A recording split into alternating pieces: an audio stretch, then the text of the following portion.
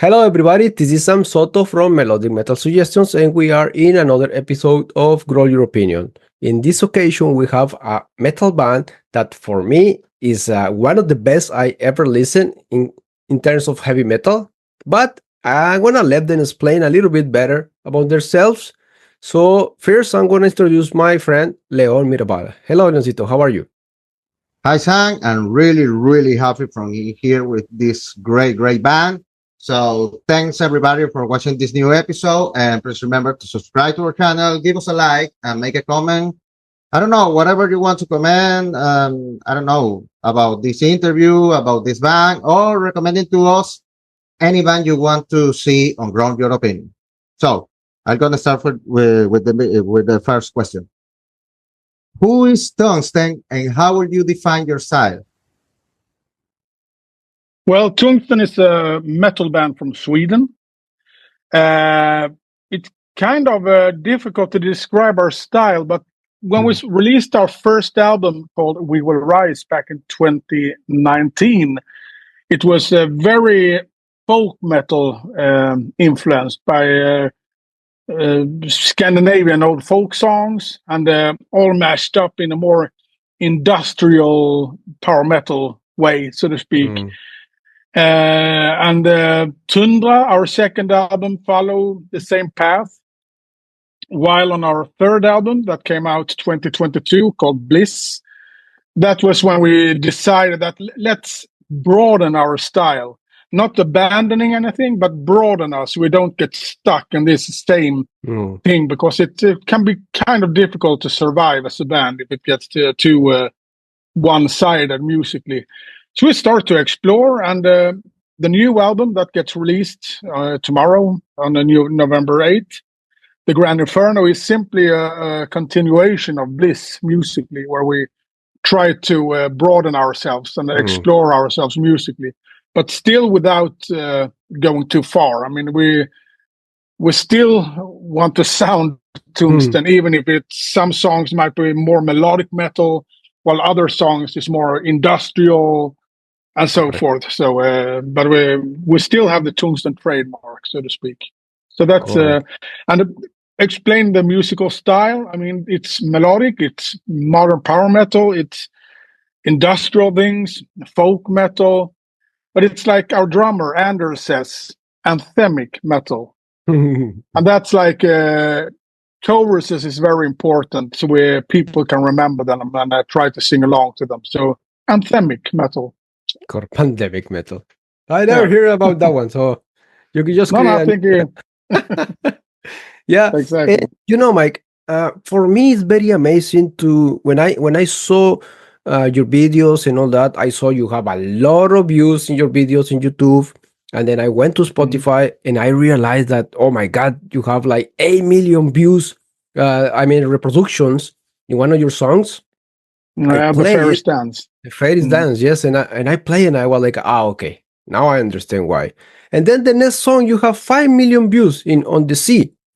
And you have 154,000 monthly listeners. Now we've actually been closer to 300, but that's also because it depends on algorithms and when things happen with the band. You know, when it's low time, nothing happens. Then you go down. Yeah, but we're going up and down between 150,000 up to a little bit more than 200,000. That's a steady figure for us. But sometimes it tops, and we hope it tops more. Wow! But now the question is, how do you get to that point? Like, okay, you have very good music, but other bands has also very good music. You are signed with a record label, one of the best, one that we like a lot. So how do you get to that point? Is what did you do different to other bands? Was it luck or was it very hard work? I think of course it's good label work by the record label. I mean, they know what they're doing. They know what to do to increase the chances of getting lots of airplay, so to speak, on Spotify and also YouTube. But of course, you need to have good music because Correct. if not, then you're fucked, so to speak. I mean, so it's but the technical aspect of that's the record label's work, so to Mm, speak, and they have done a tremendous work. So correct. we're Yeah. Yeah, because most of the bands that we have seen that with high numbers, usually they are doing something different beyond the music, like funny mm, videos, and they are all the yeah. time in social Of networks. course. Of course, you need to do something that stands out. I mean, that's what we've tried with the videos, for example. Blood of the Kings video was in a cinema where Anders was in Ooh. this light bulb dress. Kind of funny, but spooky as well. But then we have this lullaby video with this little girl Mm, that is more spooky, so to speak. And so you need to find something that gets people's attention. correct. But the Correct. music is the most important, of course. But I think also when you do music videos, that the visual thing is important. That helps. So Yeah. Yeah. yeah. Okay. So, Mike, the next question is this is one that is important. Who are or what are your biggest influences for the music you make? Ooh,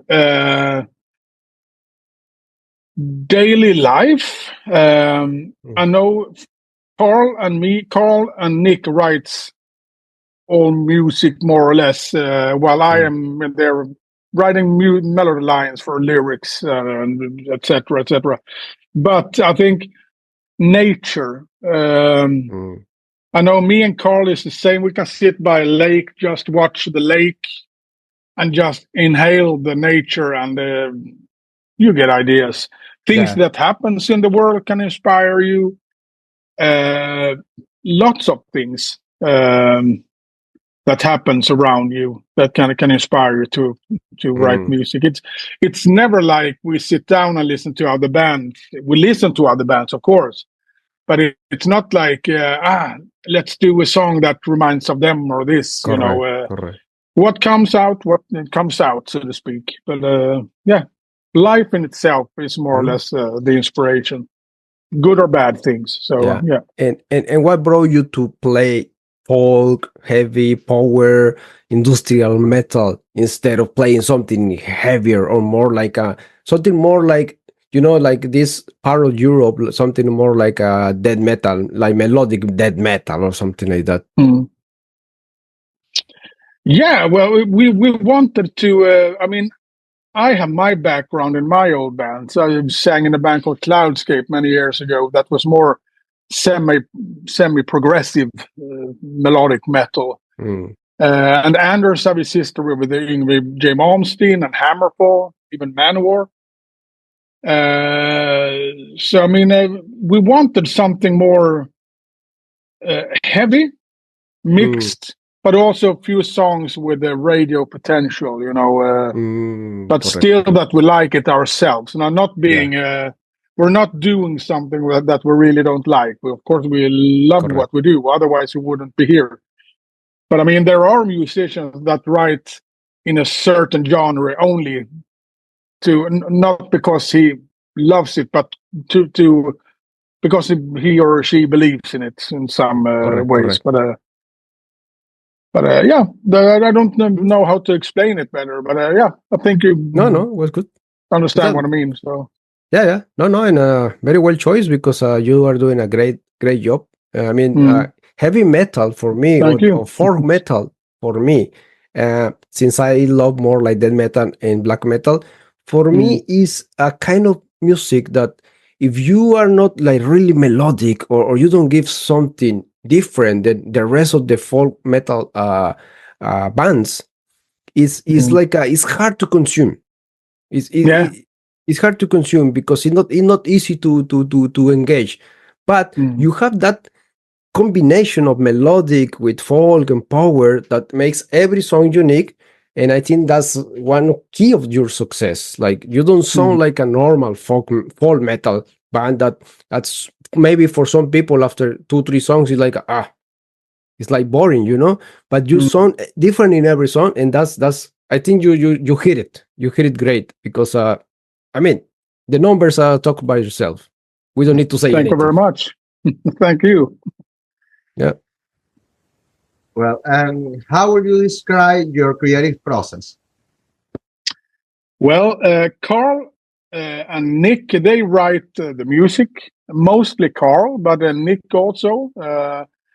And they present the demos to me and Anders. Mhm. And for my personal part in the band, sometimes I get music and they tell me to write a lyric and musical, vocal melody, Mhm. etc. And other times, Carl, for example, have already a finished melody that he wants me to sing. Of course, in my way, sing it my way, but a basic melody that he wants me to work Mm. from. And then I do that, and then I put extra choirs and do it the way I do, so to speak. I think same goes for Anders with the drums. I mean, on the demos it's programmed drums, but then Anders puts his flavor to it and his way of Correct. playing. So, but the songwriting, song structures and keyboards and everything is written by Carl and Nick, the guitar player. Mm. No, you have an excellent voice, and I always had this Thank question you. because I usually we are more used to see like pop singers like taking care about their throat and the vocal Mm. cords like a lot, like they put warm stuff, they don't drink too much, they don't do a lot of things, right? But Mm. I don't know how like people like sings like your style or heavy or how do you also take care of your throat the same way like all these artists? Well, I am not that nerdy. To begin with, I actually was a heavy smoker up till almost 6 years ago. I quit smoking totally. Um, it was, and I haven't fallen back anytime, so I'm very happy about that. I smoked very much, but while I was a smoker, it didn't affect my voice. But of course, when I should get older, sooner or later, I had to pay the price. You just look at David Coverdale, for example, a total vocal hero for me. But Mm, nowadays, it's not sounding too well. I guess cigarette is one of the reasons, but mm, their age as well, of course. But anyway, um, I remember when I was in Holland. I think it was almost 20 years ago. I should sing on a release party for Marcel Cohen, a Dutch guitar player. Since I was singing one song on his album, and on this album there were different singers on each song.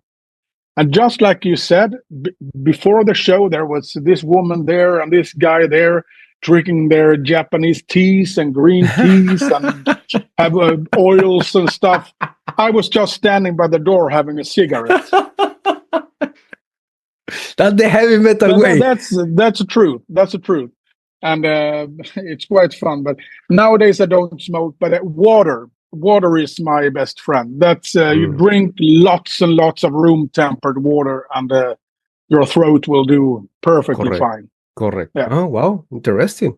I always wanted to ask that question, but I think I think it's different when you sing guttural that when you sing like a clear voice, because in guttural you can make sometimes mistakes, I think. But when you sing like clear, man, you have Mm. to sing like good, like Yeah, yeah, you. yeah. It's easier to fuck up when you sing clean, of course.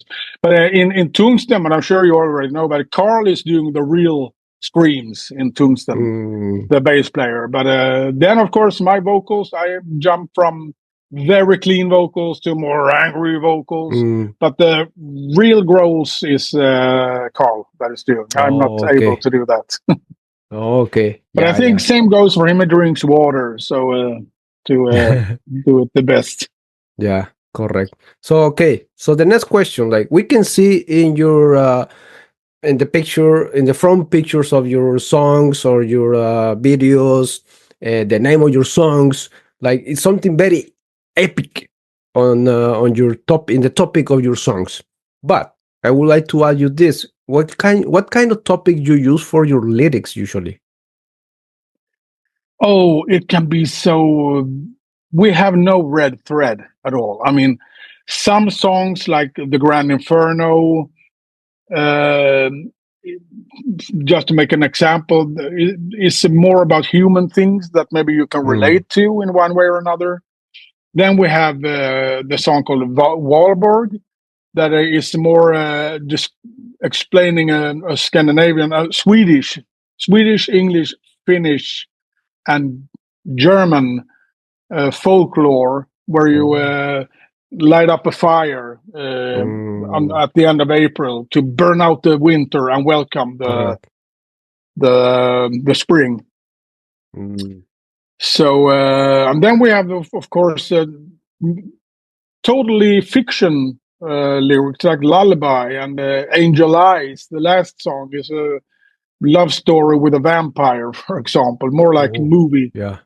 So it's very it's totally what we feel like. So What you feel like? yeah. Oh, Yeah. nice, interesting. All right, and change a little of topic. What how can I say? What is the biggest obstacle you have faced to get where you are as a band? Getting attention. I mean, in the industry. I mean, there was now we have a German great booking agency working for us. We have one in Scandinavia working for us, etc. But there was a time when we had no booking agencies, and we just we need gigs, we need tours, we need, and that was for a time a very annoying period of the band. I mean, and you felt, what's wrong? Why should it be so damn difficult to find someone that wants to work for you? Also finding we've been quite lucky with record labels. We had a Rising Empire releasing our first 3 albums. They did a tremendous job, very good record label. It's only that we switched now because we got a similar offer, but Raining Phoenix Music is more fits us much better to our music compared to our old label, which was more at the metalcore kind of music. So, but I mean, the booking agencies have always been hard, but now we're in a good position, and so right now there's no real obstacles. But I know what you mean. I mean, when you begin from the very first beginning, you don't get yes from the first record label. You always have to persuade them somehow. Yeah. So, and timing, etc. So yeah. Wow. But for me, if you ask me, with the experience we have now with all the bands that we have interviewed, I think you are in a very good position for a pretty much new band, because you are not like a band from the 90s or 2000 or something like that. You are pretty much a new band. And and I think you're in a very good position. I don't know what you did in terms of working, like chasing these guys, like please give me the chance, listen to my music. I don't know what you did. Of course, your music at the end, when you got the chance. We wrote music. Exactly. Exactly. Yeah, because I think that. Tell me. Yeah, I think it's timing and good timing, huge bits of luck, and the right people giving us attention, simply. Because us ourselves, we've been writing music, working with that. When one album has been finished, we've done a few live shows, and then we have continued to work on the next album and so forth. So, but I mean, after the first album, we had a flow when we released that album. It started very quickly, actually. But then the pandemic came in the middle when we released our second album. So that was a little down period for the band, that we couldn't do anything but release music, but we couldn't play live or anything. But it was a hard time for the whole music industry. So, but that's also the reason why we already are at our fourth album. So we have been able to put time creating music instead. Wow. Yeah. No. That's very good. I mean, yeah. Not everybody has the luck, and some people they have the luck, but they don't have the music. So it's a very good combination that you have there. So great, you did a great job. So now, in terms of gigs, do you have some gigs that is very special for you as a band, or even as you in a particular way? Something that you remember, some experience that you can share to us, maybe something Yeah, yeah. funny, maybe something like make you cry. I I don't mean, know. first of all our gigs is fun. But when we played at Sweden Rock Festival last year was, of course, a fantastic experience. I mean, we played around lunchtime on the Friday, the festival's third day, and entering the stage and just watching this sea of people. Actually, I think there was hard to count, of course, but I would guess 6,000-7,000 people in front of the stage all the way till the other entrance. Wow. And that was a big stage, but still one of the smaller big stages, so to speak. Mm.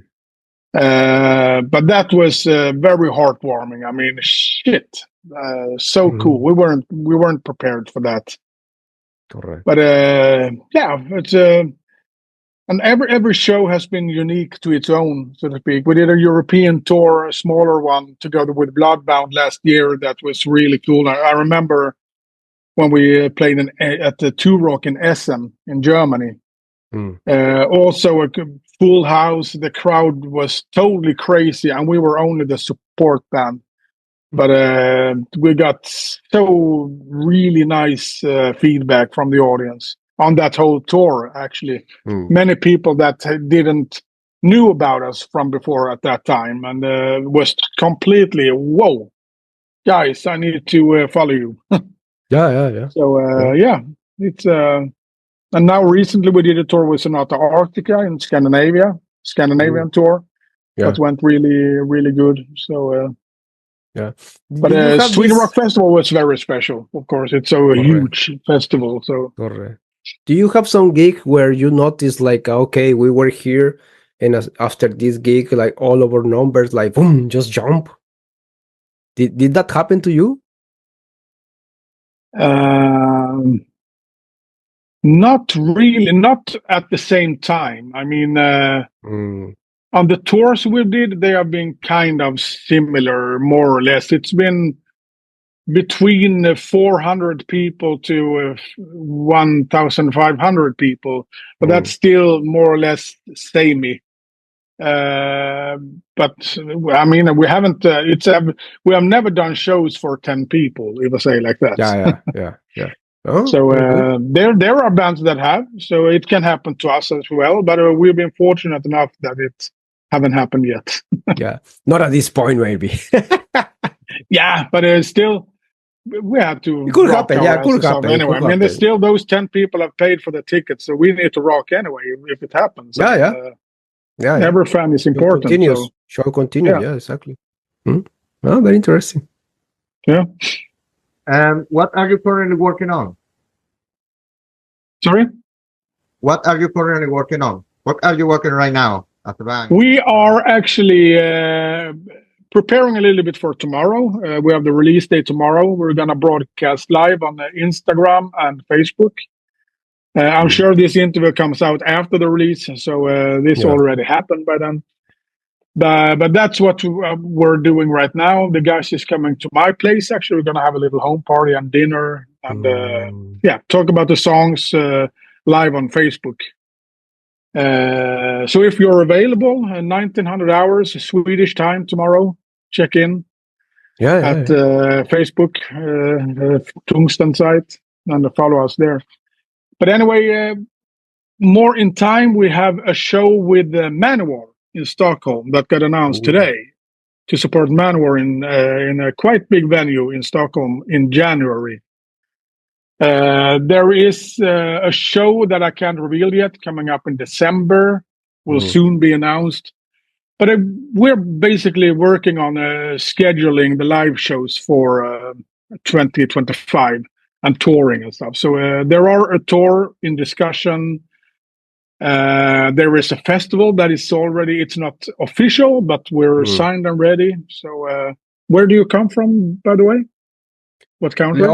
Leon is from Venezuela. And he is in Venezuela, and I'm from Mexico, but I live in Norway. You live in Norway. Yeah, Okay, I live in okay. Norway. We played in Trondheim and Oslo just a few weeks ago. Mm. Yeah, So, yeah. I saw in Facebook that you play yeah. there. But I was like, it's not Yeah. close to where I live. I live in the west side. Okay, okay. All right. Closer to England. Yeah. So, I yeah. have England in front of me. I just if I spit, All it right. falls in England. Yeah. Don't get angry with me, British people.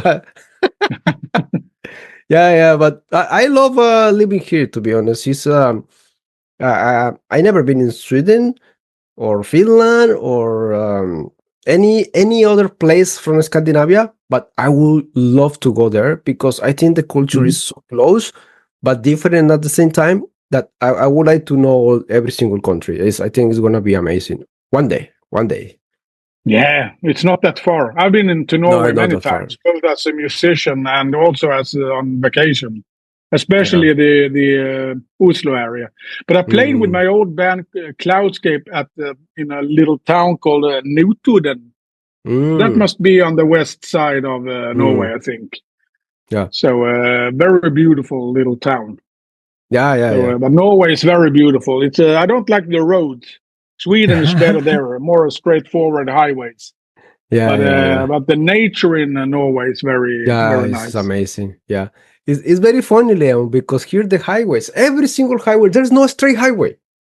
It may look straight, but if you Mm. are driving straight and you like don't pay attention, at some point you will go out of the of the highway. Yeah. It's very weird. The There's only no place straight in street. Norway where they have highways should be at the Oslo area, I Yeah, think. yeah, But yeah, apart from that, that's why it's so many airplanes in Norway. I guess that's yeah, better transport.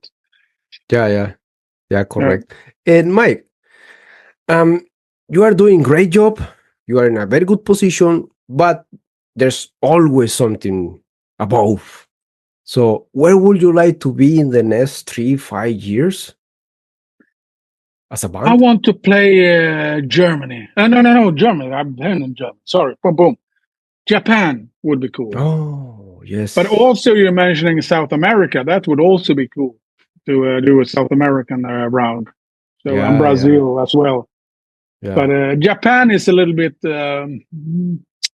every hard rocker's dream, I guess, to get there. I mean, it's not that common nowadays. So, but Yeah. our new album will be released there, so we'll see what happens. But that should be on my bucket list, I guess. Yeah. Hopefully, you can go to Brazil, Colombia, Argentina, and Mexico. You have to go to Mexico. They will love you. You, Believe you me. you have to visit every country of Latin America. We have it's a different energy and a wonderful and big energy of Yeah, yeah. the But public. I have friends that have toured there. I mean, it's all of you Latin people are always Mm. great to play for it. It's same in Europe, in Spain or Italy, for example. They are also Latin Mm. people, and they are very awarding Yeah. when you perform live because they are so whoa. If you compare, I don't want to bullshit Swedish audience or Germans because they are great too, but there is something special with Latin people, Yeah. and I have You no know, experience of South America, but I've heard so much good things from friends in the business. But Spain and Italy, I've been meeting myself, so, yeah. and I figure they are pretty much the Yeah. same. I think in Latin America we have so many problems that when we have a band in front of us playing live, it's like the perfect time to release all the stress and all the Yeah. fear and all the pain and just focus on living the moment. And then that's a kind of energy that you don't get in any other country because No. they live in peace. Like But you came from Venezuela, right?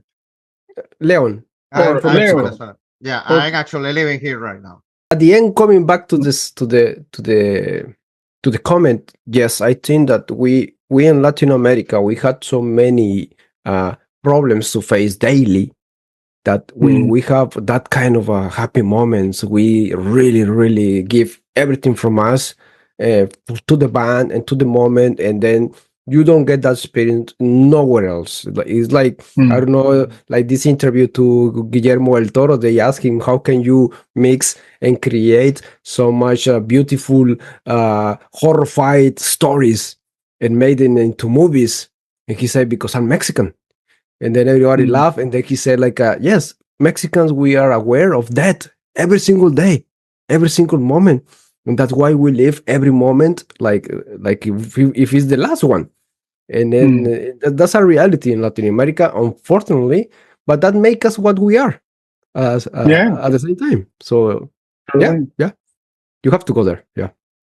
Yeah, we will. Don't get scared with everything we are saying. You're safe. You're European. You're safe. Yeah. So, all right, I'm gonna continue the interview. So, for the people who doesn't know you, especially in Latin America, which of your song would you recommend them to start with? To start with, I would say from any song, of course. But I think if we focus on the new album, I think Lullaby and Blood of the Kings. Those two songs, I don't say they are the best ones, but I think they are good introductions for the new Tungsten newcomer. Okay.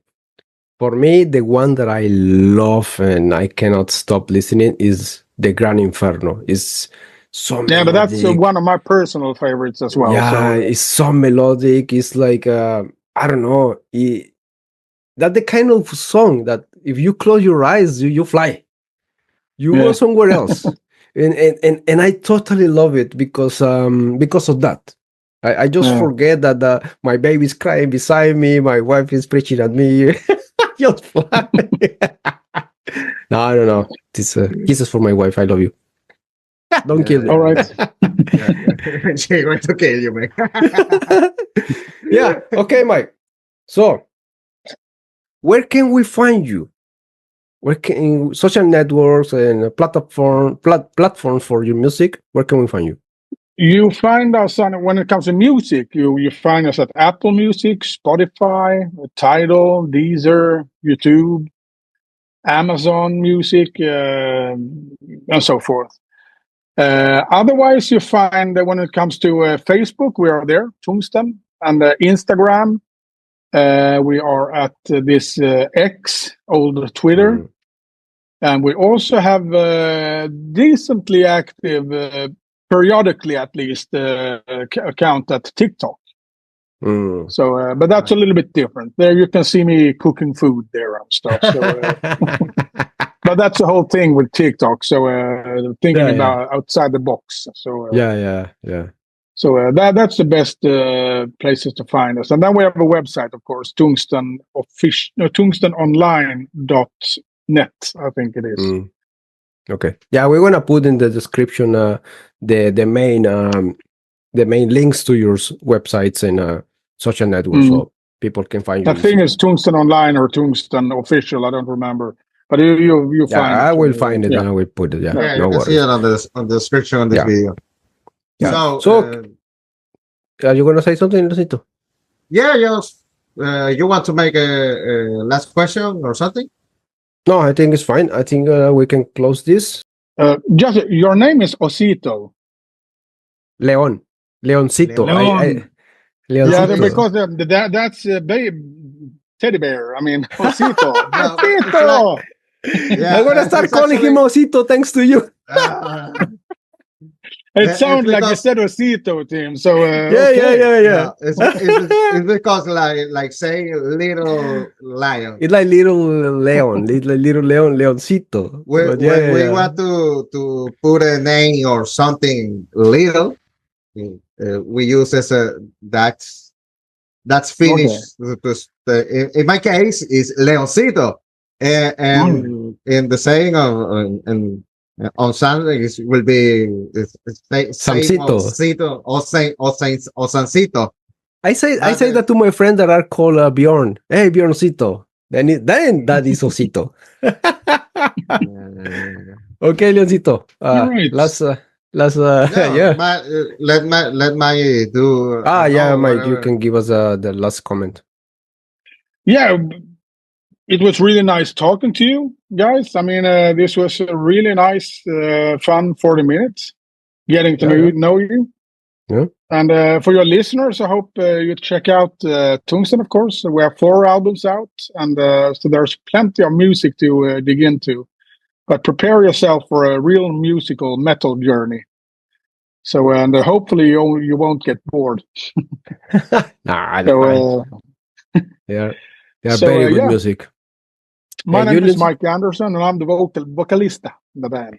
No, vocalisto, right? Vocalista. It's feminine word, yeah. Yes, yes. I have a the Spanish difficult wife, part of the so Spanish. that's why I know a little. I don't speak Spanish, no hablar español, but a little. You understand some. Yeah. Ah, nice. You're a dangerous guy. We need to be careful what we say, Leoncito. Okay, Leoncito. All right. Any last words? All right. Well, yes. Like I always do. Please remember to subscribe to our channel, give us a like, and make a comment or whatever you want to comment to this video or about this interview. And remember to follow us in all our social networks: TikTok, Instagram, Facebook, and X. And I want to invite everyone to join to our Instagram, because we try to make a bigger audience community on that platform. Yeah. So that's it. And I'm really happy from being here and now Mike. So from me, and let's go. From me, Mike, thank you very much for accepting this interview. It's been a pleasure. We are very honored to have you here and representing the band. And you have excellent music, and there's nothing else we can say because the numbers talk by themselves. So go and listen to Tungsten. They are very easy to find. You just type in Google like Tungsten band, and you will get everything from them. So it's very, very easy. But we're gonna put all the links in the description, so you can just go there and find them. So thank you again, Mike, and I hope we can listen from you later to when you became like even higher. Remember us. Yeah. We want to be here. And thank you for watching this episode of Grow Your Opinion, and see you next time. Stay metal. Bye. You take care. Tú. Adiós. Hasta luego, guys. Hasta luego.